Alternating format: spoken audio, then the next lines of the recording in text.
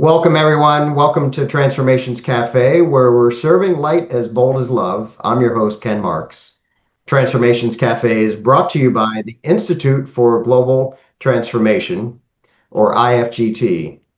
We are a nonprofit, all volunteer organization, and our mission is to support transformations in consciousness and in the way humanity interacts with one another so as to bring about positive change in the world, both individually and collectively. We invite you to visit our website, theglobaltransformation.org. And if you'd like to join this community, we have several options and join buttons at the top of each page, which will provide more information on those options. And if you would like to support our work, including programs like Transformations Cafe, there's also a donate button at the top of each page, which will take you through to PayPal.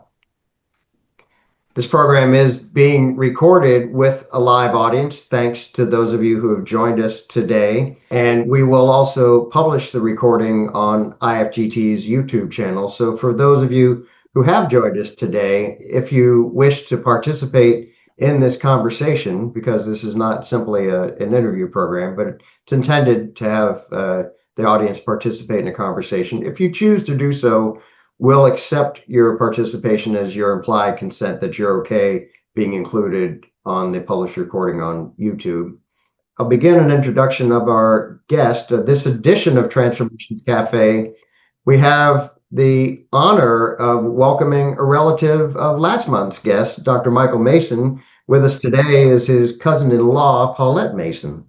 And Paulette represents something of a first of her kind guest on Transformations Cafe, in that she's been invited to share her personal spiritual journey with us, which she's also recently published in her book, Holes in the Veil, Experiences and Musings of a Closeted Mystic, which is her debut memoir. And you're seeing a picture of the very cool cover of this book being shown now.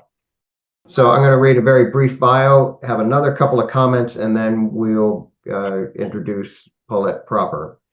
So Paulette is the mother of two adult children and has been married to her husband, Daniel, since 1996. She holds a BA in early education, but has worked in many fields, including as a real estate agent and being the co-founder of a successful business. She enjoys creating art and outdoor activities. Again, we invited Paulette to be our guest to share her story, which, according to her, is new for her, but something moved her to create the book and to go public. And we're honored to be among the first avenues to help Paulette in this endeavor. And we thought it might be a nice change also for our audience to hear from someone that they may find similarities with. Finding a community of like souls is an important part of our spiritual paths.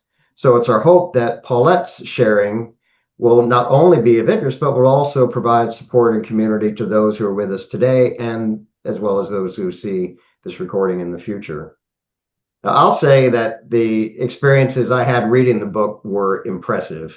I was surprised by how much of it was very similar to much of my own journey and journal entries I've written, or those that I feel have come through me, and how much of what we call IFGT uses the term the ageless wisdom, and so much of the wisdom was reflected also in this book.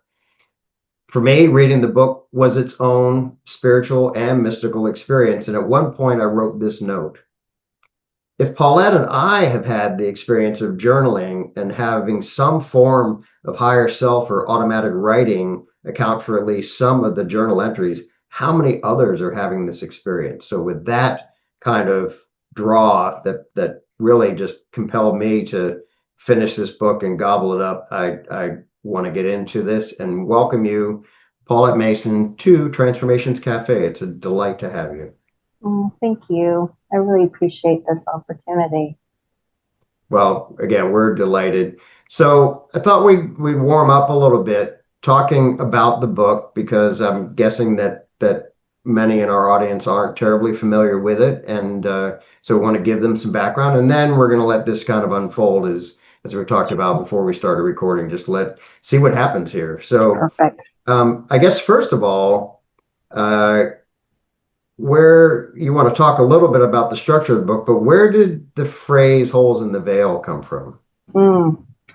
Well, I think it's actually one of the journal entries. I sort of, with the experiences I've had, that's what the visual that I had was that it was like holes in a veil, right? These angelic, past life. It was like I just had a peek through the beyond. And that's really where our true self lies. And so I wrote that down. Several years ago, I think I made my Instagram account. I did sort of, I've been pulled to share, but so hesitant and just sort of inching my way along in that way. So, and the book, I wasn't necessarily going to call it that. When I first started, I had, because I was thinking of, I couldn't leave all of this inside and pass away. And then my kids see this pile of journal entries with my scribbles in it, my end script writing. So, really for those that come after me to widen the view of what human experience and spiritual experiences that are possible. So I was going to name it To My Descendants with Love. But then actually the book title was kind of more inspired as I sat and meditated on it, and that's what came through. So Yeah, very cool. I'm not surprised to hear that it was kind of an inspired process there. yes. So were there was there something compelling about like the timing now or within, I imagine this might have taken a year or two for you to go from the idea to actually getting the book in print and leading to today's. So was there something about now, something that did move you, or how did it come to be that you wrote journal entries for decades and then somehow in within the last year or two it was like, yeah, make this a book? Yeah, so I guess I was just really compelled to write throughout my life, and I think I expressed that in the book too. There's times where I'm like, I'm just compelled to get this out, and so it was a great release because I didn't really have anyone to talk to about this. I mean, my husband's great, but it's just odd, and there's a way in expressing through writing that words just, I feel, fall short, for me at least. I was able to express myself in deeper ways through writing, and then it's sort of a mirror. I could write it out, read it, and then feel released. Right, when you write it out, it's not inside your heart, it's not inside your soul, and so it's sort of it's this constant cathartic experience. And just with regular things, raising kids, working, it just helped me process life. Something then shifted Oh, right. from that to like, okay, now I want to share this. And I told it as we were just getting warmed up this evening, Yes. um, the phrase that came to me as I was thinking about it and putting some notes together for tonight was, you had you've shown a courageousness with your vulnerability. Mm. And I think to me that was one of the huge inspirations that I felt when I read this. It really was a courageous act in many ways, but I think there was more to it. There was a service component too, I think. Mm. Yes, I mean, I was definitely guided, and I always knew I had to share or help in some sort of way. And so I've had through the years confusion of, what do you want me to do? Like, how is this going to look? And I would try things like I mentioned. I am an astrologer too, so I did birth charts for a while, and even though I loved helping people in that realm, it felt flat. So anytime I would do something in that way. If it felt flat, I knew this isn't quite it. So I was basically guided to gather all of this, share, and really the vulnerable part was the spiritual experiences I had. That was There was fear around it for me in sharing. I never talked about these things barely. A few friends, I'd tell them a little bit. So when I was guided to do that, it took me a couple of years to go through everything, to work through my own fear and produce it. So it was very guided. And then it was funny too. I mean, when I was writing it, I knew it was correct, right? Because you get in that zone, time falls away, and it just felt so right. It's like, oh, okay, this is it. And then I would draw back in fear and reflect on that. So it was very process oriented for me too, and growing and learning and letting go, and not allowing fear to hold me back. Mm-hmm. Yeah. Yeah. Well, that was obvious and you mentioned fear when we met, and this evening, and overcoming that was huge, which I guess suggests that there was something even stronger that could help you get past that, and perhaps called. You said you felt guided. I'm also curious. There's a concept, I guess. I don't know what the best descriptor would be, but at IFGT, we've talked about something we call the tipping point, which we obviously didn't coin, but it's a movement toward this general raising of consciousness for humanity, and that there would be a point at which there would be at least enough of a shift so that, kind of like an example I use is at some point it became the common knowledge that the world wasn't flat but round, right? But there was a tipping point when suddenly the accepted truth shifted. And so in the same way, it seems like we're moving toward a shift. I'm curious if you had that feeling, but there was a quote in one of the later entries of the book refers to a mass awakening being underway. This was something you wrote in June of 2020. So do you think this book is part of something larger? I do. I mean, each individual, we come to our awakening at different times. But since I've been on this journey for so long and feeling very isolated in the beginning, and so watching it over the decades and people speaking of it more and more. I mean, I see the younger people just talking about their experiences. I'm like, oh, I want to be that free, just to, you know, speak of these things. And so they're just right on it. So many. So I do think there's a large shift happening. We're ending a lot of cycles, a lot of large cycles that have been taking place, smaller cycles. So I do feel like we are in one of those big shifts happening. And we have an opportunity to raise the bar, each individual, really. Yeah, I really got the sense as I walked through the book that there's there can't be too many ways to capture this information, the wisdom, and pass it on. And it's kind of like, it made me think of how nature operates, where do you really need 400 million trillion billion pollen spores? But it's going to make sure that what those pollen spores are used for, there's not going to be a shortage. And so I think there's this outpouring of resources now that do have a lot of common elements to them. And so this book is another one of those ways of capturing it, and whatever audience it finds, it's just that many more of us that get exposed to it. And it certainly, again, it was an experience for me. So I do hope that this is helpful in getting the word out to whoever this may benefit. Sure. And again, thank you for doing it. Absolutely.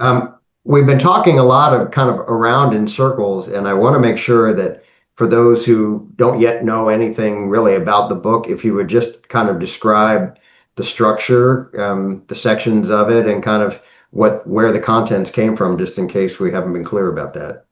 Oh, sure. So I did want to just explain like my spiritual experiences. I did want to get those out. So it's angelic and unity experiences, um, experiences with synchronicity, numbers, visions, and I had a strange one. Past life experiences were very huge for me.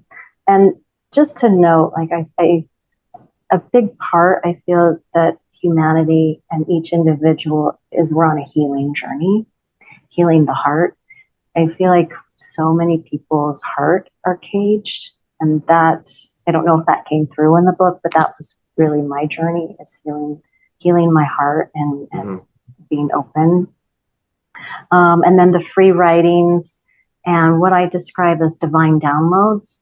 At one point in my journaling, I felt like information was coming through me. It wasn't really from me, and it just felt like higher vibrational inspiration. I mean, and it was even like, I guess when you'll read it, you'll understand. And then just some quotes that I really liked. When I first was going to do it, I've had some crazy dreams. I was going to include those, but I thought, well, everyone has crazy dreams, and that's a little overdone. But so yeah. Well, the thing I want to make sure it's understood, and I think one of the things that really sets the book apart is that this is not your reflections on your life's journey so far and then just kind of writing a book about them. This book is like finding scientist lab notes or something, and it's the raw data, if you will. You selected entries from your journals. There's a lot. You've been doing this a lot of your life, and so Yes. as you read this, you get to watch you evolve. But in the words that you captured on those days and in Yes. those years, yeah, that's what's so different about it. Right.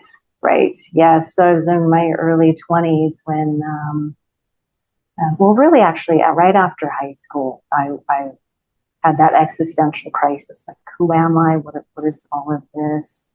You know, feeling certain inner pains and not knowing why. And I couldn't pinpoint it to anything that had occurred to me in this lifetime. Um, besides some heartbreak. But so that really was the catalyst for me to just be a detective because I knew so much more is going on. And having experiences, I think my first one was in high school where I was almost in a car accident and told to get down. And I knew it was an angelic protection.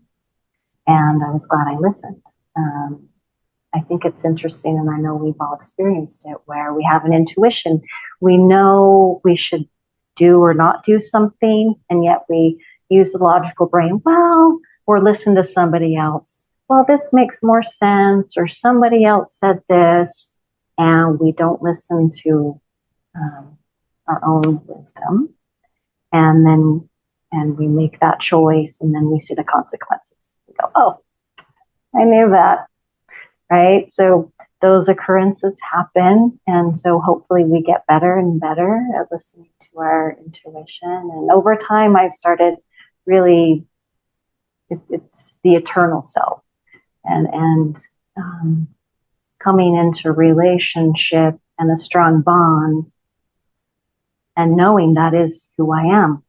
The part of me that always has been and always will be and continue past this short human experience that I'm at, where I'm at. Yes. So we were talking about kind of how the book is divided in sections. So you have that first section that just kind of culled your journal entries from these experiences that you had over several years and kind of just pulled them out and said, okay, this is where I documented an angelic experience or something else that was obviously to you a spiritual experience. And then there are two other sections of the book. You want to tell us a little bit about what the other two major sections contain? Yeah, the divine download. So, um, as I was opening up and evolving and getting in touch with that eternal self, and really just trusting the angelic realm, because that's really what I feel I work with is the angelic realm. Um, and I was always, again, guided to write, and I would struggle with that, right? Because life is busy and you're raising two kids. And so there's kind of that dichotomy, and there's always just magic around, synchronicity, and, hawks landing right in front of me, and just, fun things like that, or really stressful life events and situations taking place that you are challenged with in time. But always coming back to writing to process it. And so as I would sit and write, just that practice of writing without thinking, right? Just getting out whatever's coming out. And then those entries would come out. And I'd be like, wow, that was definitely not, that was not from me. Let me put a little star by it. That felt very, I don't know why I don't like the word channeling, but I like to find out.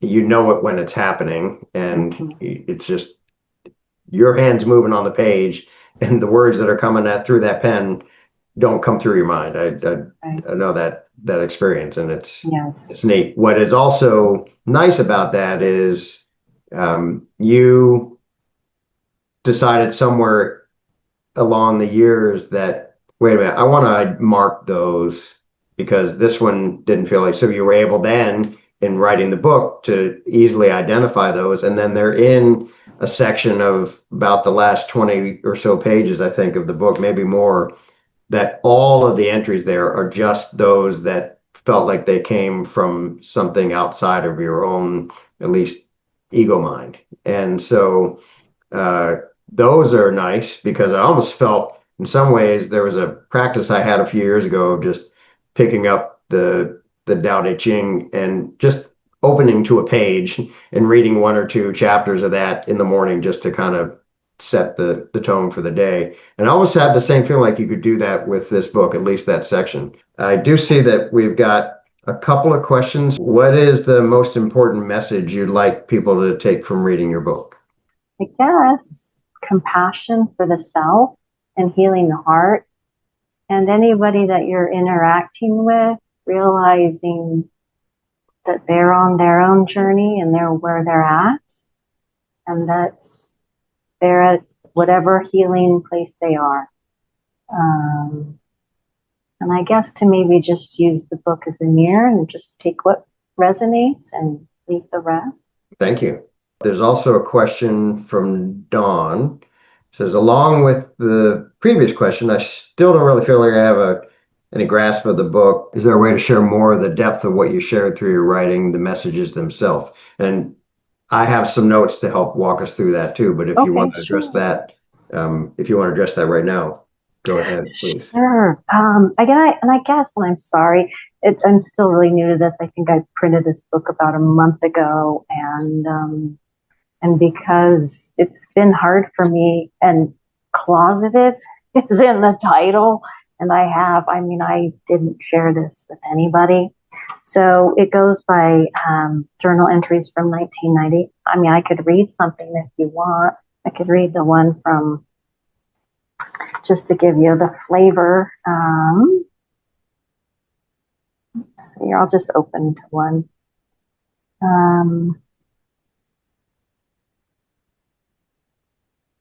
Well, let's see. Okay.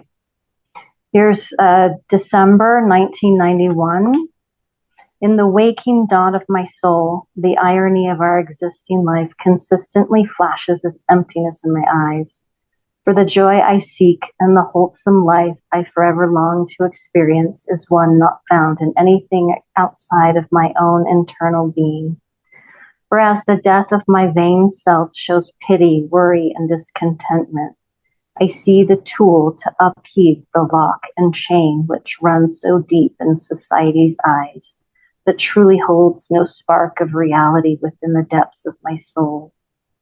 The truth one holds cannot be touched by another, for we are each veiled to some degree by ignorance with our own being, until the time when the door to our soul opens to our own illusions we've created within our minds. I cease to chisel away at the level of truth I feel on any other being. It must be found alone. For if I claim truth, I myself am missing a greater truth. No words need be spoken. Intention, example. So I was probably 22 or something. So that was just, going to work, and I don't know. That's just a little flavor. But My sense is that one thing that comes through the book is, and this is kind of where this courageous vulnerability thought came to me, that you find entries where Paulette is very much the human, and she's just trying to make sense of this life.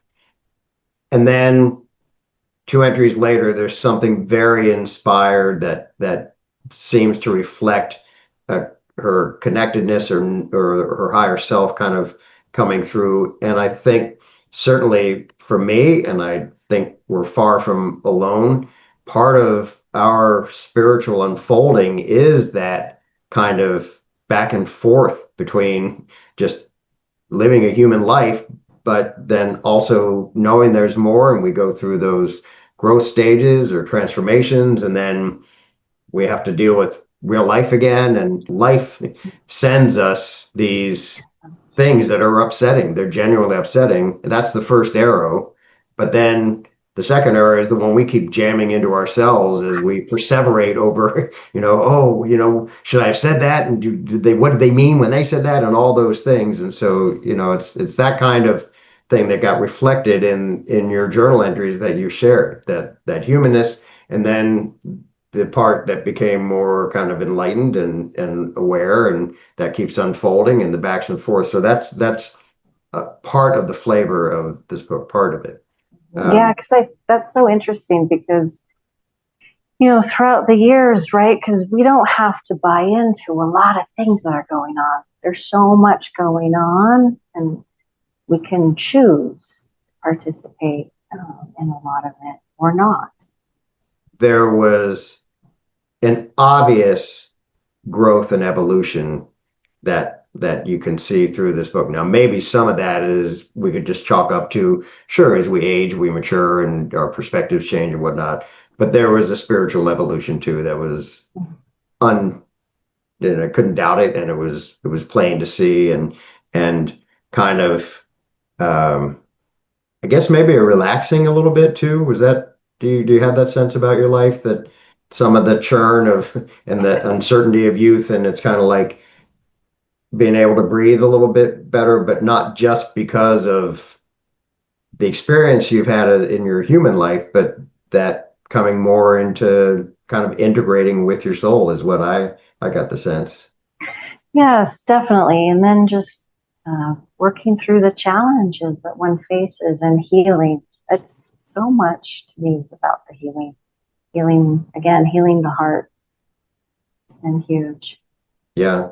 Dawn commented after you answered the question, is it beautiful? Thank you. Now I really wonder at the much later passages as well. Yes, and Dawn, that's part of the reason I was pointing to this, because you do find this as the years go by in reading these journal entries, you find kind of more and more of an awareness, and those years also corresponded to major things happening in the world, like the COVID pandemic and all the upheavals in the politics and whatnot. And you captured several entries that speak to that, both from your human perspective and from a higher perspective. Christina asked the question, when you wrote without thinking, the things we've been referring to, did you always feel like it was a download? I guess maybe not always. But just at some point, it just really felt like, wow, I need to distinguish what this is different. So how am I going to distinguish it? So that's why I would put a star next to it. So again, I'm 55. I started this when I was in my early 20s. I was probably 20. I can't remember how old was I? 1990. Anyway, so I just really turned to writing. I think it was the early 20 teens when that sort of divine downloads were more distinguished that came through. Christina, you also asked, where is the book available? So yeah, we definitely would want to hit that somewhere in this conversation. Sure. So on my website, so it's PauletteElggrenMason.com. I had some impressions about maybe why this book now. And just, I want to see if any of these resonate with you. So Sure. One is that this lets others know they're not alone. Do you agree with that? Oh, absolutely. I think when we spoke earlier, when you were, interviewing me, whether we are going to do this or not, when I was working through my fear, my guides were like, "It's really not about you." I was like, "Oh, of course, right?" And I do. I've always known I want to help people in some capacity. So, right, staying married, having children, working.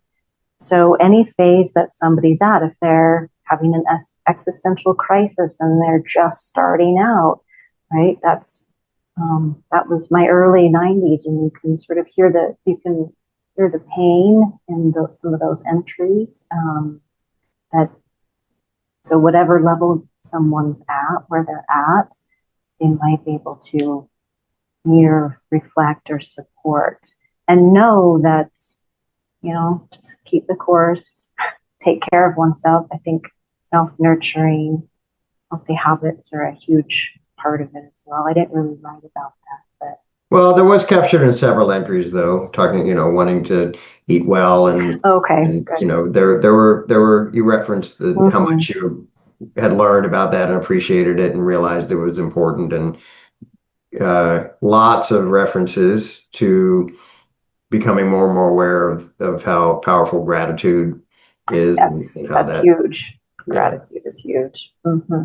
Another impression that I got is spiritual experiences, awakenings, etc. Just you don't have to be a guru or some celebrated figure to have had these experiences. Right. "Quote unquote" regular people are having them, and I think that was another thing that came through in this book is like, you're a mom and you're just, figuring your life out. And yet there's this whole other part where you have this growing awareness and these experiences. And yet more and more and more of us actually are having these experiences. And it's the willingness or the guidance or the courage or all three that for someone like you to share this and say, yeah, it's actually not that unusual.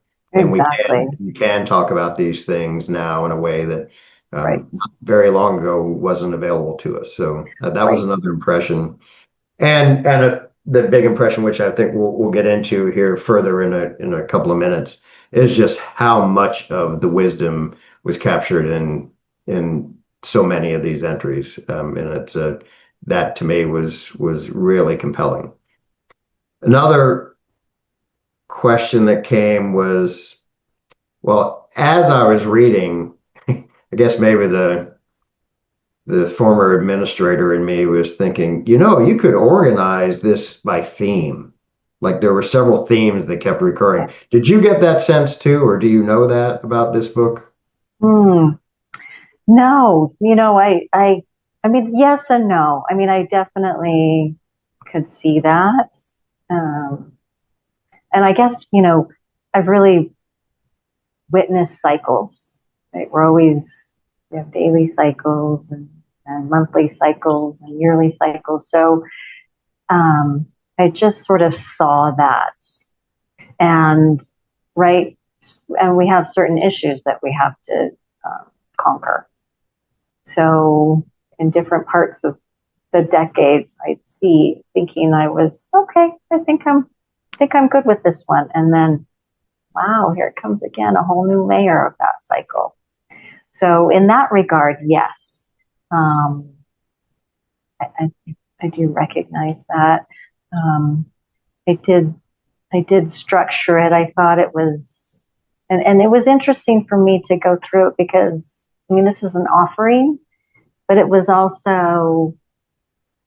also my journey and my um, I guess one of my greatest fears to walk through is to reveal this part of myself. I was telling a friend it's sort of like I'm slicing open, my heart and my Hmm. soul for others to view.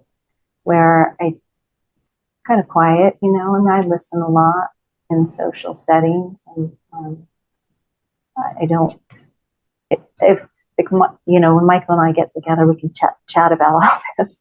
So if somebody's there, I can chat with them, but I don't impose this, right? I don't impose these thoughts or my philosophy or or my experiences on anybody. So, um, um, but yeah, I do see how there are those themes. You had the one that you mentioned that kind of experiencing cycles, Mm-hmm. and that is a great example of one of those things that I think someone could pick this book up and say, "Oh, wow, it's not just me." Yeah. Because and and I have heard other people refer to it, but you again captured it in this different way and in your voice, and it kind of provides that way to just catch your breath or breathe a little deeper and say, oh, okay, so that same experience of thinking, oh, okay, I've worked through this, I'm good now, I've moved on, and then it comes around again, and then actually in the wisdom we'll find that um, life is kind of like an upward spiral. And so Yes. we do come to these things again, but it's not in the exact same form. We're not going in circles. So when we Right. encounter it again, it's in somewhat different form or context. But I don't know that we're ever all the way through them. There's, as Exactly. our a guest a couple of months ago, Alyssa Friedman shared with us, there is always more. So, Yeah. but Right. that is one of Yeah. those things that I think could help people when they read this, and could have been one of those themes too that Mhm. if you boil it out. um, Yes. Exactly.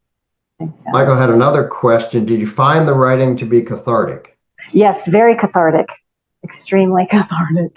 Um, because I did know I was supposed to do something to help people, and I knew in the spiritual realm somewhere, but for all these decades, I didn't quite know what that was. And so I was both relieved to sort of be given a direction. Um, and I didn't ever think these journal entries were a part of it. I was just doing this for myself. I had no clue until later, like, really, you want me to compile these? So it was very cathartic as I was going through these journal entries and sort of reflecting back. And, I had so much compassion for myself, thinking about myself in my 20s and 30s. And some of those gnarly past life experiences and the healing work that went into that. And so, yes. And too, just to, to open myself up in this way was very cathartic. And it's sort of like going through a door, right? Leaving kind of the old self behind, what held me back, um, and entering. I feel like now after putting this out there, publishing it, I'm entering a whole new sphere that is new, and like this situation, which is great. It's wonderful. I was you what you said a moment ago in terms of kind of how this was not something you had thought about doing, but earlier you also mentioned that you were had some form of guidance that said this isn't about you or for you. And, Mm-hmm. and I imagine that had to be the the comforting, hand-holding kind of guidance that kind of kept you walking down the path to share this. Um, Yes. Follow-up question from Michael: do you have any ideas for another book? Oh, no, not yet. No, I'm just kind of I mean, I'm still writing. I kind of had compelling ideas that kind of came through this morning. So I'm still writing, I'm still journaling, I'm still doing what I've always done. So we'll see. So, gonna switch gears a little bit, Sure. and dig into more of the how the wisdom was reflected in this book. But a Okay. question that came up, and you've answered some of this maybe when we were talking before we started the recording. But I think it would be helpful to, as I was reading, I thought, wow, did these things, especially those downloads, if you will, if we just use a word to describe them, Sure. were those like completely spontaneous, as in you had no exposure to any of these ideas before and they just came through? Or has your journey also included kind of studying different traditions or philosophies or religions? You did mention that you're an astrologer as well, so that may have had some influence, but just kind of curious about how much of maybe what was captured was being influenced by things that you were consuming, if you will, Mm. spiritually, and then how much of that may have just been like, I don't know where that came from because I've never heard those words and never seen them before. So just kind of curious about that. And I also specifically, there was at least one reference to the Akashic record. So I'm just Mm. curious, where Mm. that might have come from too. But Mm-hmm. first of all, just kind of what were the influences, if Yes. there were Yeah. some? So in my early 20s, I definitely dove into Eastern philosophy. Like I think I mentioned Paramahansa Yogananda, and Taoist writings, the Tao specifically. Um, and then once I started having children, it was all children stuff.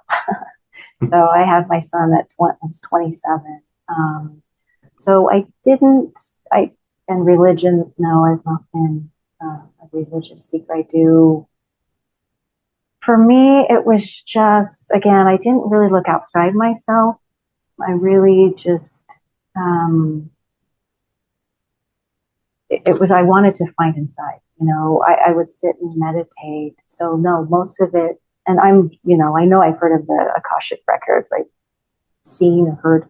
I'm sorry, and I can't give you anybody specific because it Mhm. probably was on YouTube or something. Maybe on astrology. I know from, and I've barely read the Bible, but I know that the Book of Life, right? I think that's similar to the Akashic records, and that's and when I'd have these past life experiences, it was where my consciousness was placed in that time frame to re-experience it, Mhm. much like a movie, much like I was taken to that different realm, which I would. It's not like I saw the Akashic records and I walked in. I didn't experience that, but I was elevated to a different realm to re-experience, like seeing a movie, being popped into that. So, and that at first instinctively, I was like, oh, that's the Book of Life. Everything that we Mhm. experience, it leaves an imprint, right? And because some of the wounding was so deep, I was just part of the process of healing that. So I wish I could, yeah. So it was more just meditating and having pen and paper next to me. I don't, I'm trying to think. Besides Paramahansa Yogananda, I've read one of Eckhart Tolle's books, I believe The Power of Now, when that came out. That was great. Um, I tried to read a lot of sort of like quantum Mhm. physics and stuff. That's pretty intense. Um, but yeah. So it sounds like then a lot of the things, especially these say the starred entries, if you will, Mm. um, that those were kind of spontaneous. That Oh, those absolutely. were not things that one, if they were drifting toward being skeptical, and they could say, "Oh, well, that was just your mind because you had just watched this program or you'd read this book or gone to this presentation or something, and so that was just, you playing with that. That was just your mind." And it sounds like you're saying, mm-mm, not really. These were just, I assume these things happen. You meditate, is that correct? And Mhm. then in that process, when you were in the meditative state, things would just come. Yes, yes. Like I was PTO, like the PTO mom in my kids' classrooms and put on the parties and stuff, right? And I guess observing people, I do feel like I can see people who hold a lot of pain. And I haven't even explored this, which maybe I'll start to do, but maybe helping people because I do feel like I can read where people are holding energy. Hmm. So when I'm out in the world, and there were times where it's really hard actually to be around, where you can see a lot of negative energy or a lot of pain people are holding. Um, so then, being at my kids' whatever's or at work, and then coming home and bathing, saging and meditating and just kind of processing my observations on not just my process, but what I see in the world.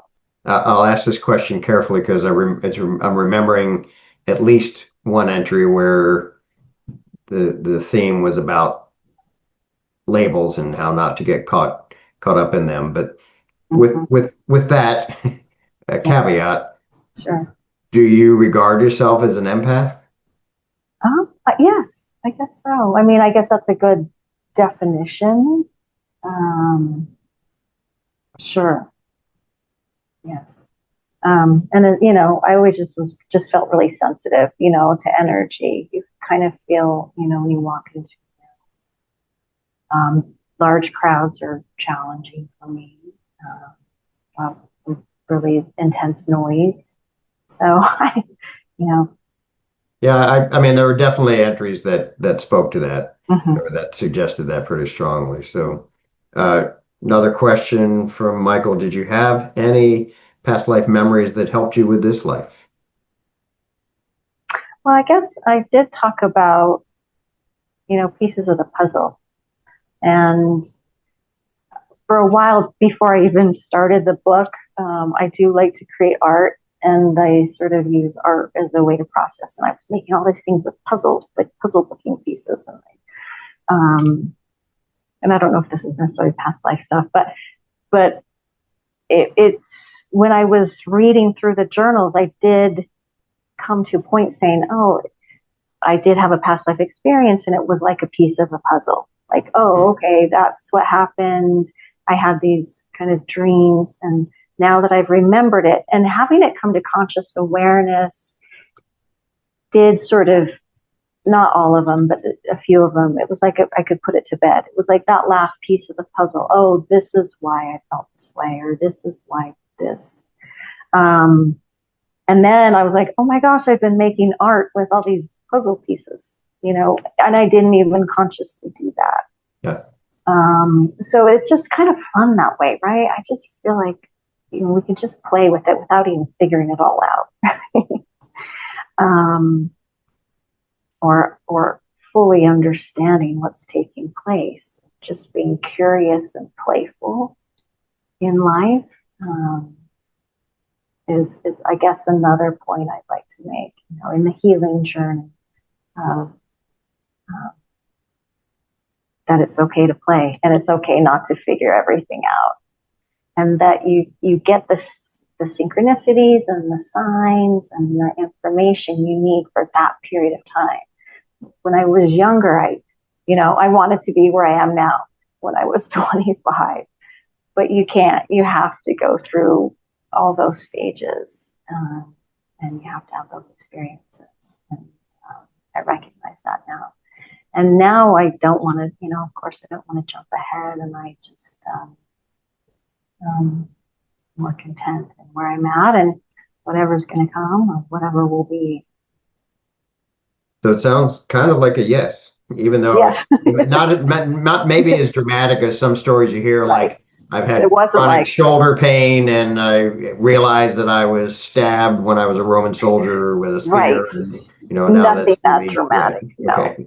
But no. right. But still very cool to find that integration and kind of seeing the pieces fit together, which Mm-hmm. I think is part of that kind of growth and the wisdom kind of unfolding. Mm-hmm. That is Yes, certainly a part of that. sure. There are 2 to 4 pages at the very end that you say, and some further ideas or something, and then you quote other people. So it's Mm-hmm. not the very last section of the book, but the last major section of the book were this collection of these entries that you felt came through you.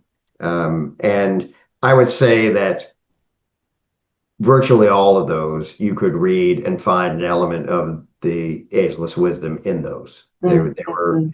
They were things that were being spoken, and they were being sometimes they were definitely repeated, but that way of kind of saying sometimes we need to hear these things multiple times and in slightly different ways or very different ways, but the essence is the same, to continue to learn it, and then bring it to kind of an embodiment.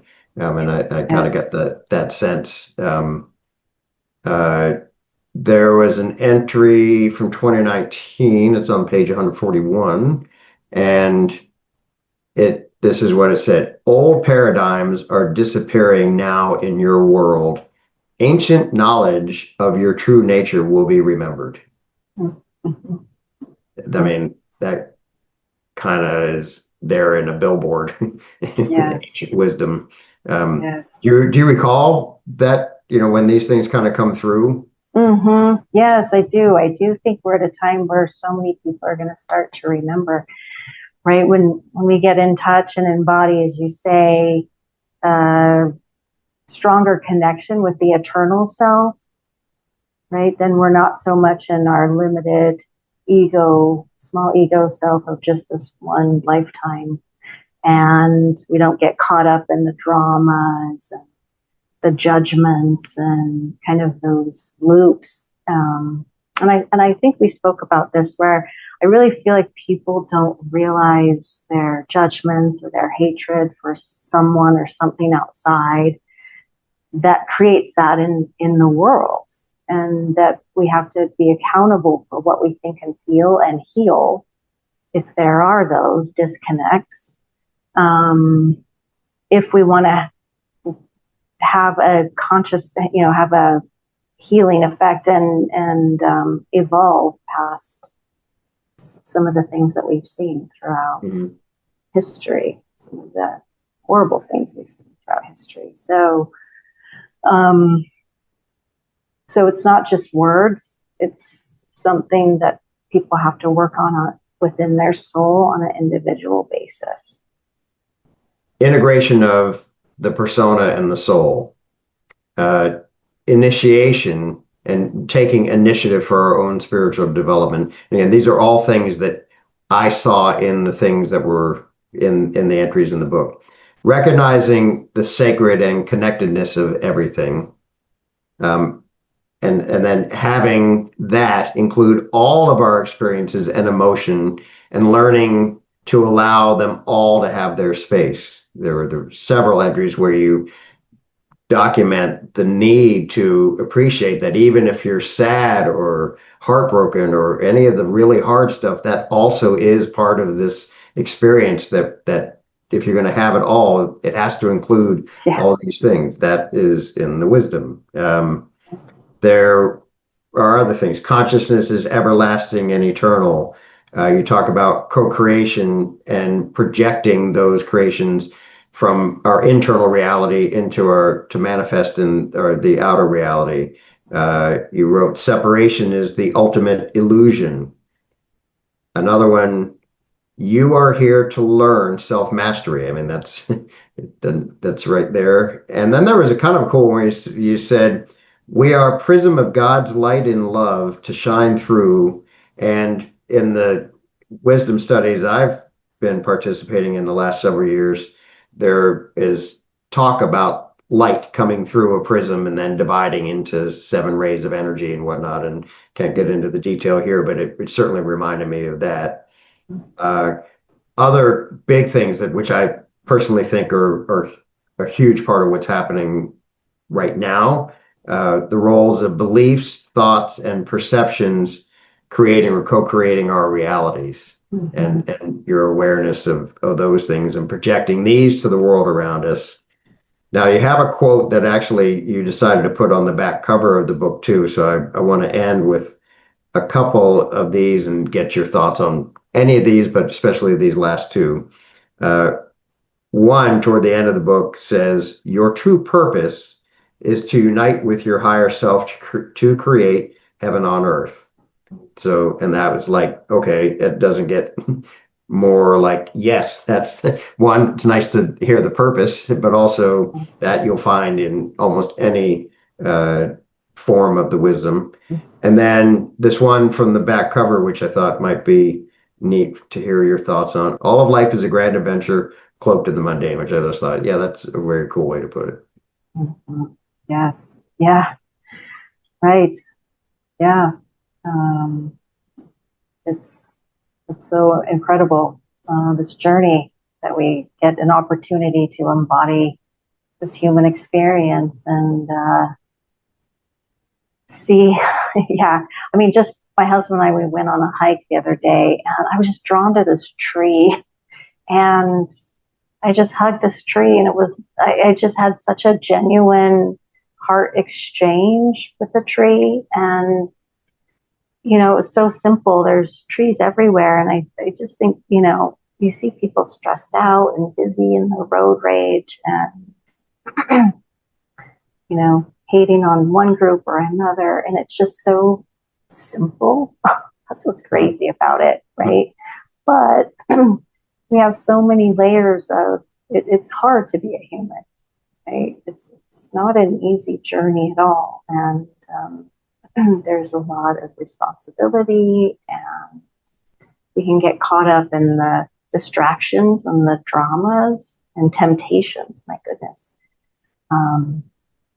And basically, I mean, I think everyone just needs to follow their own intuition and whatever that leads them, because their own soul will speak the path for them to walk that will lead them to the highest wisdom and knowledge. So I never want to be like, it's this path to that path, because that's not for me to say. And I've always only followed my own because it's a hodgepodge. I mean, it is not one system at all. I mean, I love Jesus. I'm a total tree hugger. I mean, I don't attend church. I'm not, I don't adhere to any religion, but I feel like I've cut out the middleman. Huh. I just want, direct connection to source, and just learn to trust my own guidance and my own eternal self that's connected with all. And I'm become very disciplined in my thoughts. And when I do have feelings come up, I take responsibility for those and work with them accordingly. And that's what I would just wish for for anybody else. Yeah, which so that's beautiful. And the book is your first way of kind of taking this a little more public, perhaps. Yes. And do you, or are you thinking at all of, I don't know, any other type of service that you might develop, discussion groups or retreats or coaching or anything along those lines? Again, I'm just being guided. So this was a big one for me. Yeah. And I just picked up the Prince a month ago. So now I'm in just whatever promptings and wherever I'm guided. I trust that that will be revealed in time. So I don't have any plans as of yet. So we'll see. Is there anything else you wanted to make sure to share with us in this conversation? Yeah. Well, I just appreciate everybody who has come tonight and taking your precious time to be here. And yeah, just wish everybody all the best and peace. Well, and thank you, Paulette, again. I think it was bold, but also we're all fortunate that you have the ability to hear that guidance and to work through the fears to share this with us. I think it's another piece of the golden threaded tapestry, if you will, that we need to weave it together to do those things that IFGT has been striving for a couple of decades now to do, and we're in a fortunately growing crowded space of others that are trying to do this. So you've joined that, and we're all better off for it. And it's been a pleasure getting to know you a little bit and reading your work, and just really want to thank you from the bottom of my heart and on behalf of IFGT. So really, really Thank you so appreciate it. much. That's so nice. It's such an honor and the serendipitous connections. Thanks, everyone. Okay, take care.